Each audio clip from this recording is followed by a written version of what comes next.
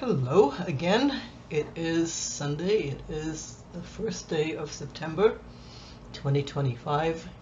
I'm going to try to leave politics alone today, except to say that it's getting real out there, and what Gavin Newsom is doing is it's really what we need, I believe. And now he's talking about withholding taxes from the federal government, which I think is an excellent idea. I mean, I don't think anything else is going to touch Trump and his sycophants except for the fact that the economy is going to go completely wonkers. And I mean, we're halfway there already, but withholding taxes from Washington may take us the rest of the way. So that's all I'm going to say about politics right now. Today I wanted to talk a little bit about a few books that I have read. I've read thousands of books in my lifetime, and it started when I was very small. I think I started reading when I was 4. It gave me an escape from the attic where I lived as a little child, and I loved fairy tales. I really loved fairy tales. And if you listen to Albert Einstein, his opinion is that fairy tales are crucial for stimulating a child's imagination. And yeah, they're looking at fairy tales in movies and fairy tales on their iPads, but it's not the same thing as reading a fairy tale, because if you read anything, your mind then has to create the scene. Whereas if you're watching something, it's already been created for you. So it removes that element of creativity. So I highly recommend fairy tales for those of you who have little ones or grandchildren. Be sure that they get some and have them read to them until they can read themselves. So that was the beginning. My love for fairy tales. I had covered all of the Grimm's fairy tales by the time we moved to Canada when I was 9. So that was the beginning of my interest in books. And then some years later, I was a teenager, and my first book that I owned, which I have showed you guys before, was The Prophet by Kahlil Gibran. And here's this book that I've had all these years, all these many years. I bought it in 1964 in New York City. And the first entry in The Prophet is about love. And it's my favorite subject, next to flowers and plants. And Kahlil Gibran's take on it was that it can crush you, it can open you, it can cause you to blossom, and it can also be very devastating, which is completely true. But his recommendation, one which I have always followed all my life, is you let love guide you. And even if it promises to take you on a rocky road, go with it, go with the flow, which I have always done. Yeah, I will leave it right there. Another author that I really enjoyed many years ago was Lobsang Rampa. And Lobsang claimed that he had been, I think, brutally treated by the Chinese, and then he adopted somebody else's body. But his focus was on all things Tibetan. He claimed to be a Tibetan monk. And he wrote about Lhasa, and he wrote about Chakpuri, the medical school. He wrote about a whole lot of things affecting Tibet and Tibetans and its history.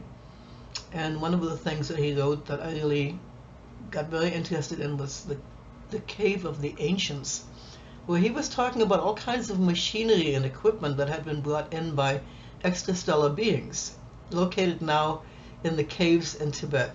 And many years later, someone in authority, a Tibetan, high up the rank, I don't believe it was the Dalai Lama himself, but somebody in his entourage wrote and said Lobsang Rampa wrote mostly nonsense, that it wasn't true. And so I don't know what to believe now, but I do know that it really, really inspired me at the time. It got me really excited thinking about extraterrestrials and other beings. And I loved the way he described, he said at Checkpoint, the medical school in Lhasa, the monks learning to be medical people were instructed to create an imaginary filing cabinet in order to file alphabetically the names and effectiveness of every herb that they would be dealing with. I found that extremely interesting, and it has become part of my staple that I consider I have a filing cabinet in my head to store a variety of different things in. So I loved the Lobsang Rampa books, and I do feel a really strong Tibetan connection. Another author whom I really enjoyed was Ruth Montgomery. And now Ruth Montgomery was a hard-boiled Washington journalist reporting the news, and nobody was more surprised than Ruth when she started to channel discarnates. And this happened, I think, happened for her in the 70s. I'm not positive now. I enjoyed her books in the late 70s, early 80s. And one of the things that sticks out in my mind is her talking about walk-ins. I had not heard about walk-ins up to that point, and she described it as someone who could come in and take over your body. So if you are feeling suicidal, you just don't want to be here anymore, she said you can call on a walk-in if you're sincere, right? And the walk-in will come and take over your body, and I'm not sure quite what you do, where you go, but you will still, your body will still be alive, and it won't be as traumatic for people who love you. She also predicted a number of catastrophes, and one of them is supposed to be the world flipping on its axis at some point, and which has happened 2 or 3 times previously already in history over the millennia. And it's proven by the fact that we have things like mastodons, which are the precursor of our elephants today, stuck in the Arctic in ice with food in their stomach undigested, which means to me that there was a flash freeze of the mastodon. In other words, that animal went from a tropical paradise to the frozen tundra in seconds. And that's why there is still food in its stomach that hasn't been digested. So this is likely to happen. Now, she predicted it would happen in the late 90s, I believe, or around 2000. Of course, it hasn't happened yet, but it is still quite possible to happen. And if it should, it would pretty much wipe out all of the coastal cities on our planet, and that's a lot of people.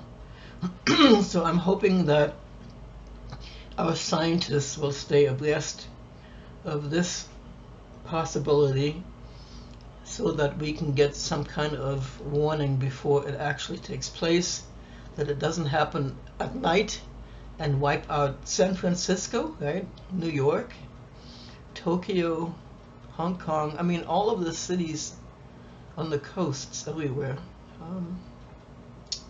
So that's Ruth Montgomery.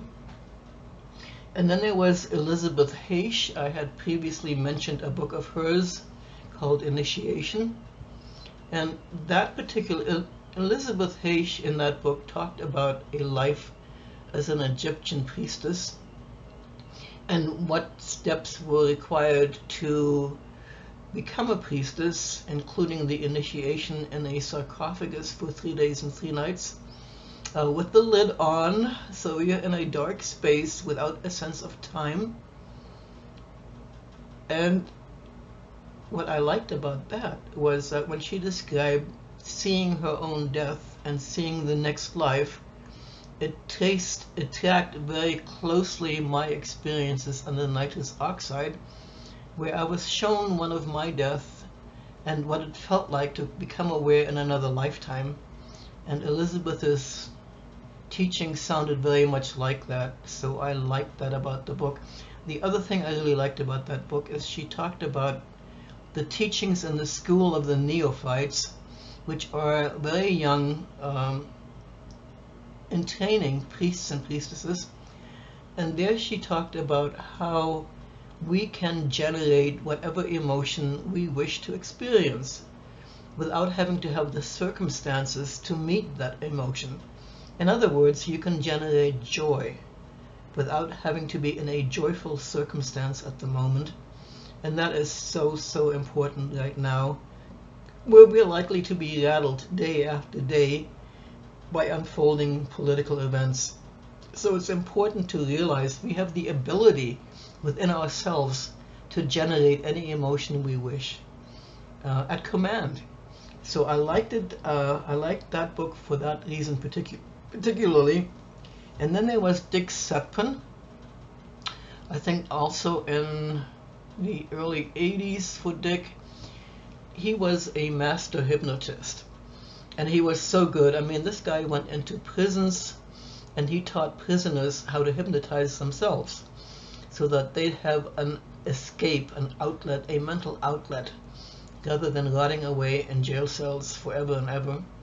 And I partook of one of his regression hypnosis events in Houston in 1982, I believe it was, where I got to see a lifetime of mine in France as this woman who just absolutely adored her life and had a blissful life filled with gardens and flowers and beauty and serenity. The most peaceful person I have ever seen anywhere.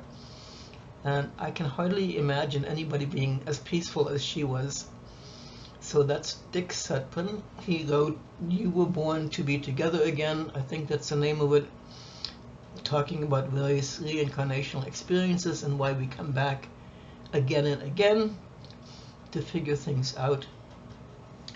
And my very, very favorite book of all is Seth Speaks, channeled by Jane Roberts. And that book came into my life in the late 70s. I believe it was late 77. I know for a fact it was late 77 because I found it when I went to look for a gift for a friend of mine who was very psychic. She didn't get anything out of the book, but I loved it. It's become the cornerstone of my life, basically. And Seth Speaks is uplifting, it's life-affirming, and it explains the universe. It explains why we're here, where we're going, what happens when we die, the time in between lives, and I find it to be extremely credible, authentic, beautiful work. And I have recommended the book to many, many people. I have given it as gifts to many more.